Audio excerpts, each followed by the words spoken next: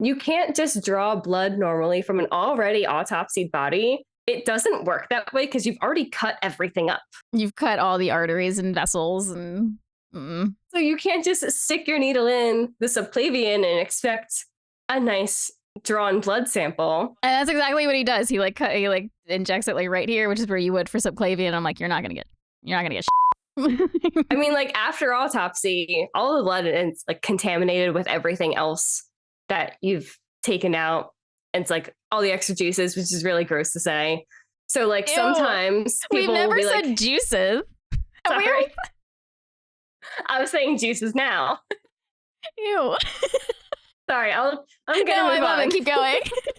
Ew, I love it. Keep going. It's the title of the episode. Have you ever wondered what it's like to perform an autopsy? Ever wanted to know how accurate your favorite crime drama is? If you're brave enough, join us inside the morgue. Hey everyone, and welcome back to Inside the Morgue. We're your hosts, Jess and Alice. This week, we found a new show, but it's not super new because it's from 2014, but it's new for us. So therefore, I think it's exciting. Yeah. And it's called But it has Forever. a familiar face. It does, and we'll definitely get into that later on.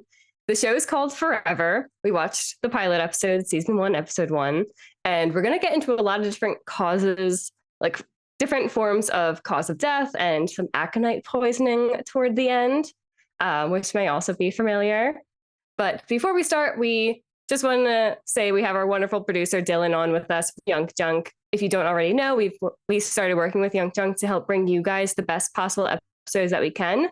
So, Dylan, where can the people find you? Oop, my bad. My mic was not on. Here we go.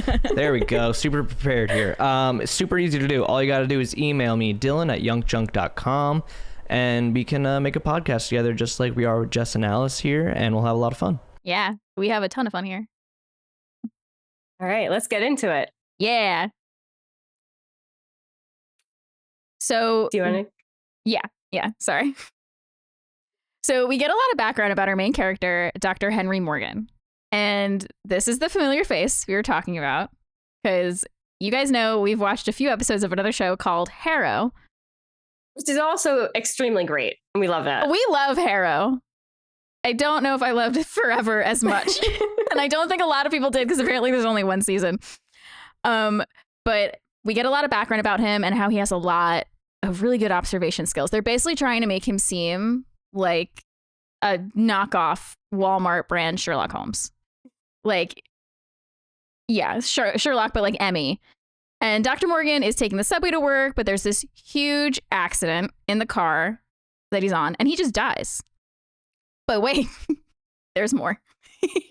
He comes back because it's called Forever, and he's actually immortal, and he doesn't know why. So he comes back to life, and he's not a vampire, which is kind of disappointing to me because I love vampire shit. I was hoping it was a vampire Emmy. That would have been amazing. I found this just like as a random Google. I was like, I need more like shows that have the Emmy as the main character. And this popped up and it was like, he's immortal. And my immediate thought was, oh my God, he's a vampire. Alice is going to love this. And he's not a vampire. Disappointment from the start. I was hoping this would be like that one time we talked about an episode of CSI and I realized they were ripping off Twilight.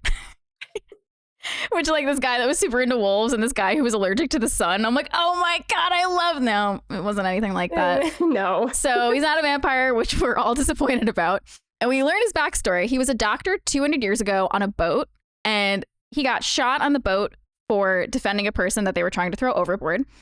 And something weird happened in the water when they pushed him in, and he just came back to life. So every time his body dies, he reemerges in the water and he starts all over again. So he's died many, many times. So this wasn't new to him. And he comes back after the subway accident. And then we cut to him coming out of the water. He has to be naked for some reason when he comes out of the water. He makes a point to say that. He gets arrested. His friend picks him up. And then we cut. Yeah, he has one friend who knows his secret, Abe, who knows that he's immortal. Abe is not immortal, right? No, Abe is not immortal. Abe is not immortal. And okay. Yeah. This is episode 1. I know we usually jump in the middle of shows and we don't know what's going on, but right away, I'm really not sure what's going on. Right away, I'm still confused. This is episode 1. And then we cut to detectives and police investigating the scene of the subway crash. And the main detective, is just walking through the subway car and investigating the scene, trying to figure out what happened. And they say that the subway conductor, he didn't have any hemorrhaging or bruising. So they believe that he was dead before the subway crashed, which will give a green flag because they know the conductor was dead due to his heart not pumping and not creating any hemorrhaging or bruising. So Joe, who's the main detective investigating the scene, needs to know the cause of death for the conductor. So she needs to go to the ME for this, which we'll get to later. But I am also going to give a red flag for this scene because the detectives show up at the scene and all the bodies are gone. There's not a body anywhere. So police and detectives should be the first person arriving on a scene and nobody touches anything. The only thing I can think of is maybe some of the people were still alive and like transported them to the hospital and they died there. But in the shot, that's valid. Yes, and that happens. But there is a shot when the initial crash happens where he was like hitting on a woman on the subway, and she's immediately dead, and you can see it like just wide open, dead eyes. Like she was clearly dead, shouldn't have been moved from the scene. So yeah, police and other investigators will get to the scene first before calling the coroners to come and investigate just the body. Because that's another misconception about coroners is we don't investigate, like we're not responsible for investigating the whole scene. We are responsible for investigating the body. That's what our jurisdiction is. And everything else is police, detectives. We're just the body. Yeah. Yeah. So I was very confused why she's there as a homicide or is she homicide detective? We don't even know what kind of detective she is. They just say this is the detective. And I'm like, okay, I'm going to go with it because I have no idea what's happening in the show. All right. I don't know what's happening. Is she immortal? No. Plot twist. Watch me finish and everyone's immortal. So we cut to Dr. Henry Morgan, who just happens to be an Emmy. And we see him before he reports to the office. He's in his little like bunker thing and he's doing his own body diagram for how he just died. He has like a whole notebook full of like previous body diagrams, writing down the impact site, injuries that he sustained, how long it took him to come back or something. I think, or like his pain level. Pain level. Yeah. And I also really love his office at the ME's office because it's basically like a small little library in this workplace office. It's in Abe's shop. Abe has an antique shop and he works in the basement doing his own autopsies. I'm getting my office mixed up. Yeah. He's not at the actual ME's office yet. So he ruled his death just now as being impaled by the subway railing. And so now he works at the ME's office and he goes on his little monologue before he gets to the office and he says, if your game is death, you go where the action is, which I thought, yeah. Can I get that on a shirt? We're just going to start making stickers with that. We're just going to rip off other shows' stickers and get sued. So at the office, he's going to go do the autopsy on the train conductor, and his assistant says that he has a spinal fracture, blunt force trauma to the head, and exsanguination, which is just when you bleed out. Mm-hmm. And these are all likely post-mortem. The detective comes in and they're starting the Y incision, and he gets to cutting with the clippers, like hedge trimmers. And I'm going to give a green flag because we also use hedge trimmers to do our, like after we do the Y incision, we have to cut the ribs to take the breastplate off. We use clippers. We talked about it before. We talked about it before, but that's what freaks out people the most, I think. Yeah. First time detectives and police officers that come and just to view autopsies because it's their first time, they're always like, whoa, I have that in my garage. They're like, I use those for a very different reason. Sorry.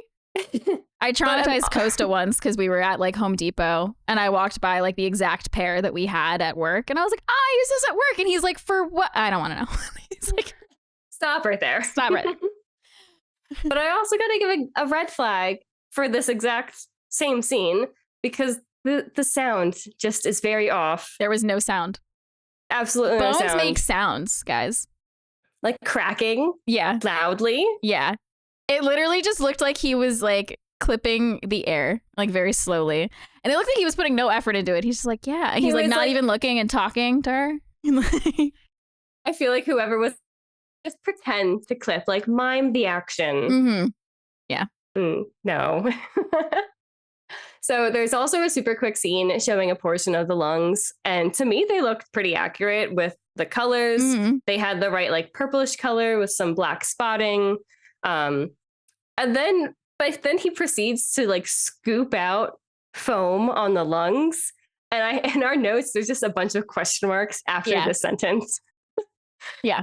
And he's saying it's pulmonary edema and the man was clearly poisoned. So major red flag right there, because you can't just scoop out the foam on the lungs like that. Like he scooped it like it was on top of the lungs. He didn't like even take the lung out. Or like it looked like soap. It was like sudsy soap, and he's just like, look at this pulmonary edema. And I'm like, that's not how any of this works. I literally paused and texted Jess. I was like, I cannot get past this. I'm so upset. Pulmonary edema is just like, it's a symptom of so many other conditions that can happen in your body. It's not just immediately it's this one thing because it's showing up. Yeah, he jumped to I feel like a lot of these shows get that wrong a lot. Mm-hmm. He immediately jumped to he was poisoned. And I feel like every other show they jump to, oh, he overdosed. And I'm like, no, it could be one or both of those things or a bunch of other things like congestive heart failure. Yeah, it's in your airway. It's not just sitting on top of your lungs. Yeah. And it doesn't just look like soap. Yeah. No. Sometimes a foam cone can, which is when it comes out of your, or I always say your to the audience. I'm sorry. I'm not talking about you personally. It comes out of a person's nose and mouth. Yeah. Yeah. That looks a little sudsy, but this, he just scooped out a very clean bubble bath looking thing. Very wrong. But like, also another red flag, like we said, pulmonary edema is a symptom of a lot of other conditions. So while it can be important to note in the autopsy, it doesn't just mean it's one single thing. You can see pulmonary edema from, like Alice said, congestive heart failure. You can see it in drownings, overdoses, and a lot of other types of cases. So the fact that he jumped right away to poison is kind of crazy. And he's an ME, and I feel like as an ME, you should know that. He's a 200-year-old Emmy. Or no, he's 200 had a lot of time to study. You should know. I almost just started referencing Twilight, but because they're like 200 years old too, or actually Carlisle's like 400 something years old, and he's gone to medical school like 70 times. So this guy's doing the same thing. He should know. You have one job. Carlisle Cullen would not mess it up like this, dude. So he's saying that he needs the tox report to confirm if it's a homicide or not, which is true.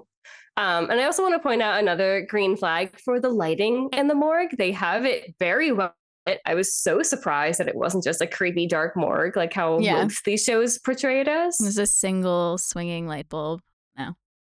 No, they had like CT images up and like x-rays up in the background. They had tools out everywhere.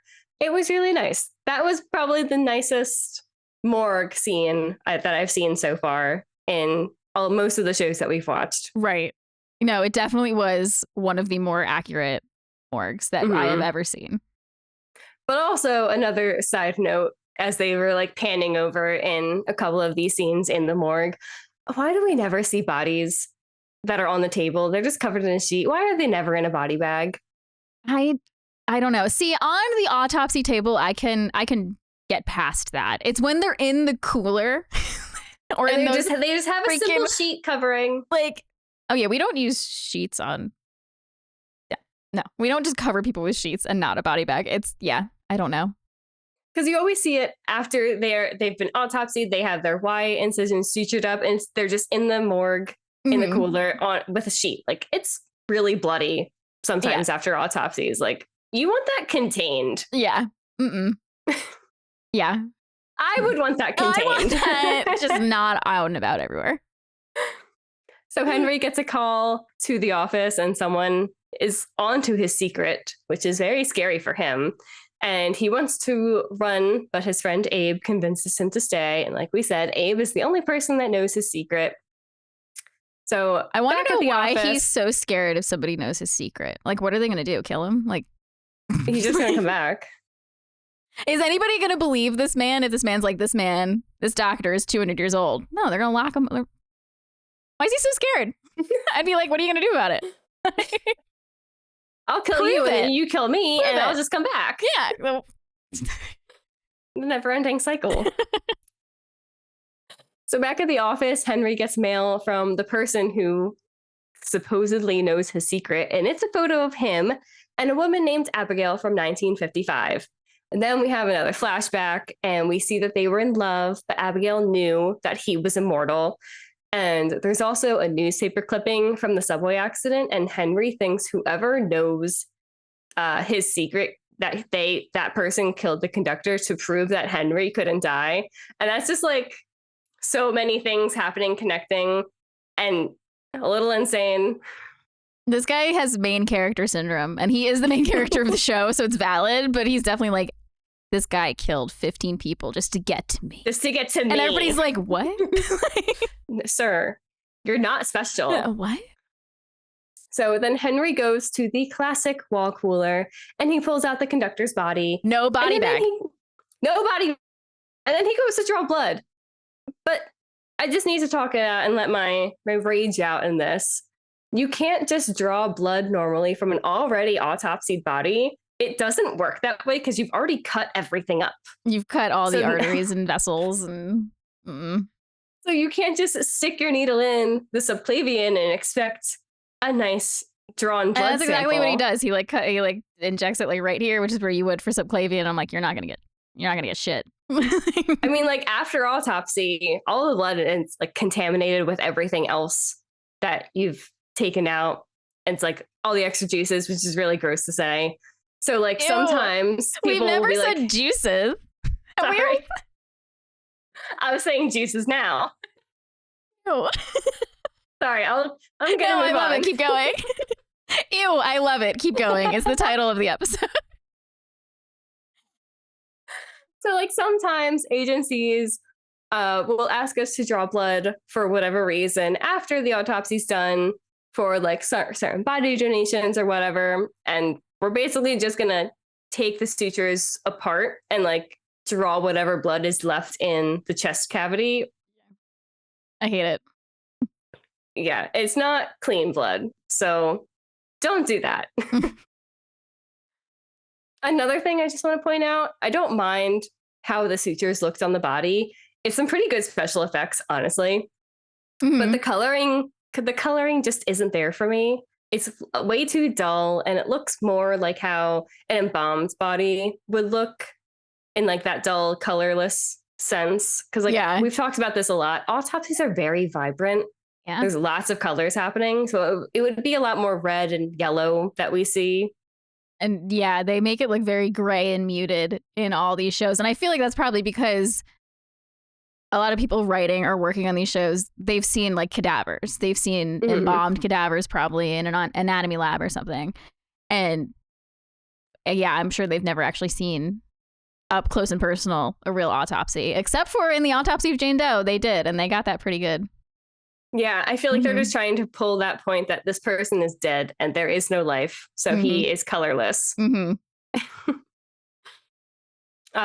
that's me being very particular. And that's why I have a podcast to talk about all of this stuff. So my fiance Dom doesn't have to hear it. We're unbearable. Even though he does hear it because he listens. We're unbearable to watch these shows with, which is why we can only talk about it with each other and everybody else watching. Thanks, everybody. Thanks, guys.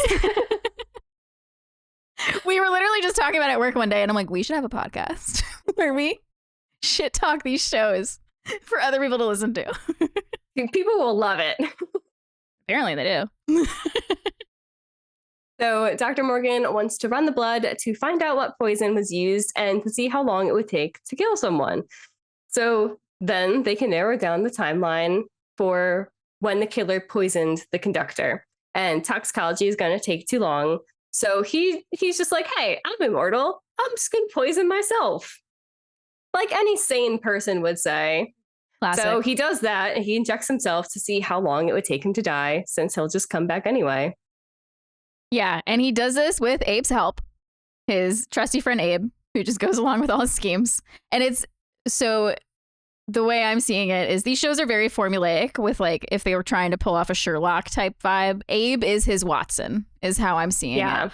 So Abe is there and he injects him with this dude's blood that has the aconite in it. And he comes back, or sorry, spoiler alert, it's aconite. He comes back and says that the poison was aconite. He says it's fast acting. In case you guys didn't want to watch the episode. In case, sorry. He says it's fast acting and you feel burning in your stomach, blistering in your lungs, your face goes numb, you feel tingling in your fingers, and all these really unpleasant things until you die. And he's like, luckily, it's a quick death, so you don't experience all those things for very long. And from what we looked up, it's true that aconite is very, very fast acting. I don't know if all of those specific symptoms are entirely true because I feel like a lot of people who experience those symptoms aren't around to tell people. But thinking that I would imagine it's not pleasant. So the detective knows that the doctor, Henry Morgan, was on this train because this part had me cracking up too. She's looking at security footage and it's the clearest New York City subway security footage. It's high definition. She's able to zoom in on his face and just see exactly who it is. I can't believe that that's true. I'm going to say it's not. And so she thinks now that he's the killer because he was on the train. He's the only one that survived in that subway car. And so she does she get a warrant for his weird lab basement? Because she gets in there. She goes to I think that she just goes because that's how these shows work. Yeah, she finds his basement lab with his experiments about his own dying multiple times. He apparently has human organs down there too, which they just gloss over. They don't mention how he got them, but he looks suspicious as hell. Oh my God. And she thinks he's crazy, which honestly, I don't blame her. But when talking it through with him in interrogation, she realizes he's the one who told her that the person was poisoned. So if he's the killer, why would he just give her the answer so readily? So she thinks the killer's still out there unless Henry is some kind of sociopath who wants to get caught for some reason, which she isn't totally ruling out. So Henry thinks that the killer was on the train, though, because aconite is so fast acting. So he goes back to the body to look for any puncture wounds or any evidence of poisoning, and he finds a bruise behind one of the ears. And with UV light, he finds the most perfect fingerprint. Which textbook perfect fingerprint. And I'm going to give a red flag. We put a question mark next to it. I'm giving it a red flag. It's a straight red flag. Giving it a red flag. He brings the prints to the detective and it matches to a man named Hans Kohler. So they go to this guy's house. She brings Henry, who she's still investigating as a suspect, to another suspect's house to help her with questioning. Mm-hmm. Okay, I'm not a detective, but I don't think it works that way. I don't think you do it that way. It doesn't seem right. But I mean, this guy's immortal. Maybe she got a vibe. I don't know. So I'm going to give a red flag, though, too, just because I hate that. He just gets to tag along. It's not even his job, even if he's just a regular Emmy who isn't suspected of murder. It's main character syndrome, so he just has to be involved. It is. And this is the trope of the main character doing everybody's job that we always talk about. So they don't have a warrant, once again, but Henry just goes snooping around this guy's yard and he finds a rat that was poisoned and then just conveniently right next to it, a greenhouse full of aconite. But question, is any of this admissible now because they don't have a warrant? And they're just... Absolutely not. None of it's admissible. No, that's not how it works. Nobody knows they're there. So the detective investigates the shed right behind it, even though she keeps saying multiple times, we shouldn't be doing this. And it's like, yes, do your job. You shouldn't be doing this. Go get a warrant and come back. You've come to your senses. So they investigate this guy's shed and they find just like a crazy chemistry lab set up with a bunch of aconite in there. And just then Hans comes home. So they hide very poorly. They hide. And then she tells Henry to stay where he is. And she goes around with his gun, tells him to freeze, whatever. He goes to raise his hands. I love that I'm just talking with my hands. I'm looking at myself on the screen. I just can't stop moving my hands. And he throws a glass beaker of aconite at her. It hits her hand. She still tries to chase him down, but then her hand starts burning. Henry comes out and grabs a thing of ethanol, pours it on her hand, and then lights her hand on fire. And then just dunks it in water and says, this is going to neutralize it. So I tried looking into it, and it did say that, sorry, Dylan, can you scroll a little bit? I can see, sorry. No, you're fine. So yeah, I did look into this, and we tried to find if Acolyte could be neutralized in this fashion. This, once again, is adding to my weird search history of things that might end up getting me arrested for this podcast. This is why we keep our FBI agents employed. Yeah. But we found an article on aconite poisoning by Thomas Chan, and it'll be linked in our show notes. And he'd stated, quote, soaking and boiling during the processing of decoction preparation will hydrolyze aconite alkaloids into less toxic and non-toxic derivatives. So soaking and boiling could neutralize it. But I don't know if it's like only when it's not in contact with the skin and when it's like not in a living person. But that's all I found really in my really quick Google search before I deep dived on the dark web. And I don't think that we should test this at home. So yes, please don't, everybody. We said that on one of our... If you're thinking it, don't. Yeah. Whatever we talk about in these shows, please don't try at home. We're begging you. Please. What if we told people not to do on this podcast? With our first episode, we told people not to drink venom, even though... That's true. Venom technically wouldn't kill you because you ingest it, but don't try it anyway because it could if you have a perforated ulcer. We told people not to do parking lot autopsies. You remember that one episode of Crossing Jordan? Just it's in the back of the truck. Yeah, don't do shady stuff, guys. We're steering you the right way. I think there was another one. They stole evidence to help their friend. Oh my God, that's right. Don't do anything this guy's doing. Don't do anything Rosewood does. He just, the show Rosewood, I love it, but he just pokes his nose around where it just doesn't, he just contaminates every crime scene he goes to. With all his little gadgets. It's so cute. So they find out that Kohler is a chemist whose wife was killed when she fell on the subway tracks and was run over. So the conductor that was involved in the crash in the beginning is the conductor that was driving the subway that hit this guy's wife. So we have a motive, but we still don't know who was targeting Henry to like figure out his secret, because this guy doesn't seem to care about Henry, to Henry's surprise, because he thinks everything's about him. So I don't understand, how was he blames the subway driver, but like it's so hard to slow down. I mean, I've never driven a subway, but I know it's hard to slow down a train like immediately. Mm-hmm. So I feel like it's not this guy's fault, but this husband's grieving and needs someone to blame. Also, did he know that this driver was the driver that killed her? Yes, I think so. Okay. Yeah, I think so. So the police find plans that Kohler is making aconite soluble and airborne, and he's going to release it at Grand Central Station, which is the station where his wife died. They get there, and Henry realizes that the AC is on, even though it's cold outside. So they run up to the roof, figuring out that that's where he's going to plant this aconite soluble bomb type thing. So they get up to the roof and confront him. Hans shoots the detective, not deadly. Apparently, she's on the ground, barely conscious. And then they get in a scuffle, Henry and him, and Henry gets shot too. And Henry tries to plead with him not to do what he's about to do and poison everybody, but he can see it's not working. So Henry just launches himself at this man, and they both fall off the roof to their deaths. But the difference is Henry's isn't permanent. So we cut to the detective waking up in the hospital, and she's asking Henry what happened. And he lies to her and says that after she was shot, Hans just jumped off the roof on his own. And she's like, I swear you got shot too, though. And he's like, no, you're silly. You're so delusional. No. What? You Silly. thought? No. Me? No, look at me, I'm here.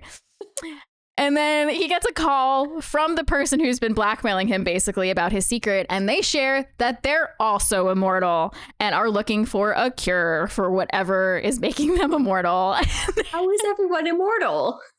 This is one of the craziest shows we've watched. Pilot. This is the pilot. Like, there's so much to unpack in such this. an insane concept for a show. Like, I would have liked it better if it was a vampire Emmy, but that's just because I like vampire stuff. But I don't get it. I also love. So we said the actor in this is also the actor in Harrow who plays Harrow, and Another Emmy in this show in Forever. He's British, and Harrow is obviously in Australia. He's Australian. So this show Forever did not do great, and the British did not land. So they were like, I'm going to keep this actor, and we're just going to go the Australia route, and people will like that better.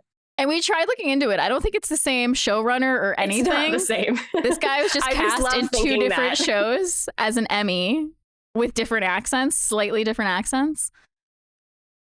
Yeah. I love him in Harrow.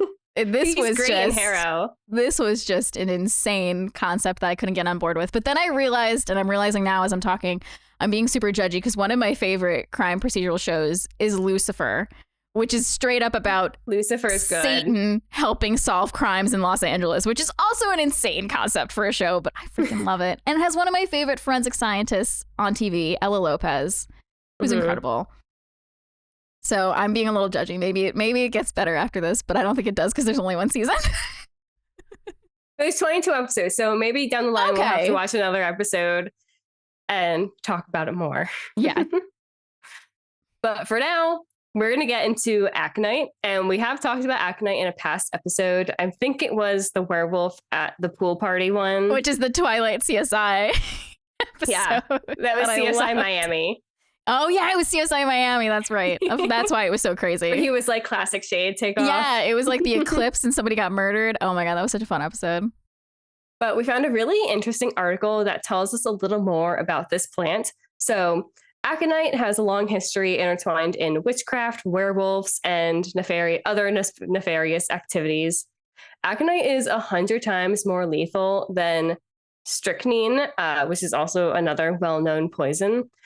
2 milligrams of aconite can kill a 150-pound person. So that's like next to nothing. Yeah, it's just a little sprinkling. Aconite's evolutionary purpose is that of a defensive tool for the plants that produce it. It kills predators who ingest it, and aconite kills by acting on sodium ion signaling channels in cells.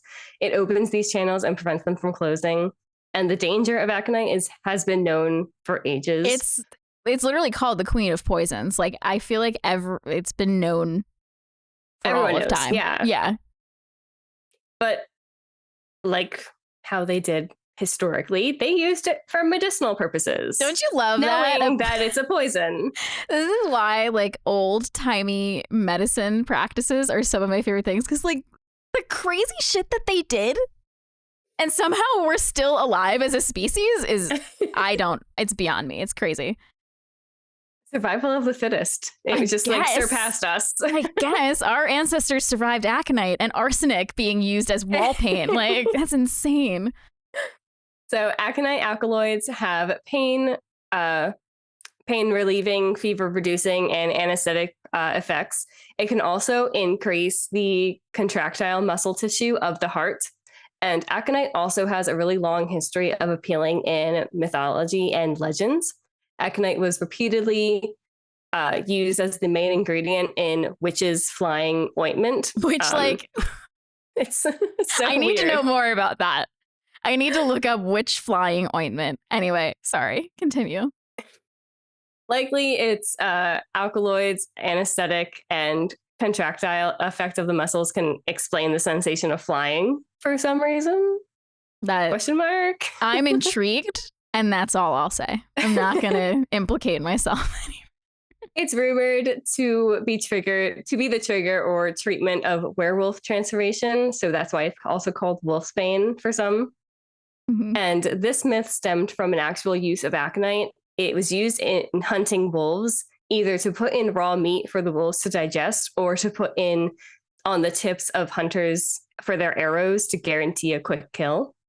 The dose of aconite that changes it from being a therapeutic level to a toxic level is really small and really hard to detect.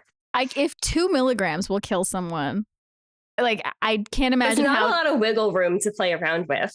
And especially back in Back in like the 1600s, say. Yeah. When they're still using it for like witch's flying potion. Like, how are they measuring?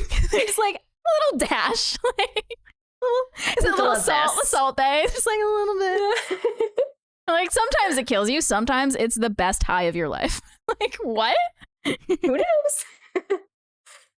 But in a case detailed in the International Journal of Legal Medicine, there was a man found dead behind the wheel of his car, which was found to be parked adjacent to a ravine. And there was evidence that someone had also attempted to burn said car with him in it, I think.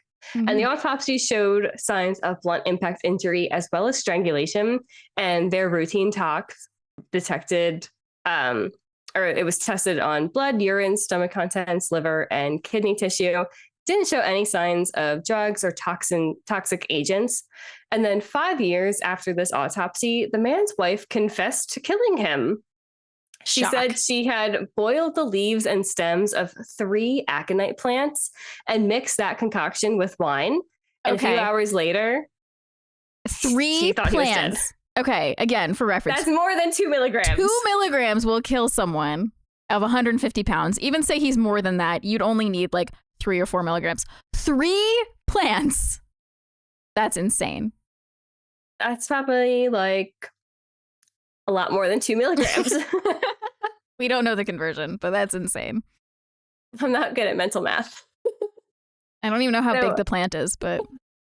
So a few hours later, when she thought that he was dead, she used a rope to drag him to his car and stage a car crash. And then to confirm her story, additional testing was done on the saved tissue that they had. And this time, liquid chromatography, tandem mass spectrometry was performed, and it showed aconite in the urine and the kidneys. So I don't know what compelled her to confess 5 years later. They had to have been suspecting her because it's always the wife or the husband. Yeah, and it's an unfortunate thing. Most of the time when somebody is killed, it's by someone they know. It's by like the closest people they know. So like they clearly knew it was staged because somebody tried to burn the car too. So they had to have been looking into her, and like maybe she's just finally was like, all right, I'm gonna confess. Like, I don't know if like they were getting close with a lot of evidence that they had, and it was just taking a long time because court cases, if it's going to go to court and collecting all of that evidence, it takes a really long time from the start to finish. And because you can only try somebody for a crime once, like you have to have all of your evidence backed up because of double jeopardy. If like a jury rules them not guilty, you can't try them for that again, even if you get more evidence later. So like you have to have a solid case. Yeah. So they didn't have much to go on probably, but they just were probably still trying to get her on it, and she just confessed. This is all speculation on my part, by the way. I'm just thinking all this. Yeah. No, the names weren't even in this story, in this article that we read, so I don't even know the case, but yeah. Yeah. We got all of this from a Chemistry World article titled The Dead of Aconite by Rachel Burke, which will be linked in our show notes if you want to read her full article. Mm-hmm. I'm surprised we haven't talked about aconite more on this podcast. I feel like this is the second time. This is the second time in 88 episodes that it's been used in one of these shows. Because I feel like a lot of these shows love to just go with like a secret spooky poison, and it's like, aconite's right there. Something that can't be detected. Yeah. I also think of the show You in one of the later seasons. Show. Love it. Some aconite involved in that. So to end this episode, we tallied a total of 3 green flags, which I don't even remember what they were. They were in the very beginning. In the early it was lighting. That's yeah. Lighting. That's all that matters, lighting. 6 green flags. So, yeah, clearly this episode of Forever does not pass in our terms of forensic accuracy.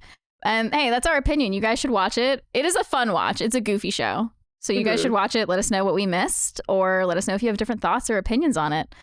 So thanks for listening to this episode of Inside the Morgue. You can listen to us on Apple and Spotify and on YUNKJunk's YouTube page. Make sure to follow us on Instagram at Inside the Morgue Pod to stay up to date with everything we do. And we'll be back next time with a brand new dissection. Bye. Bye. YUNKJunk!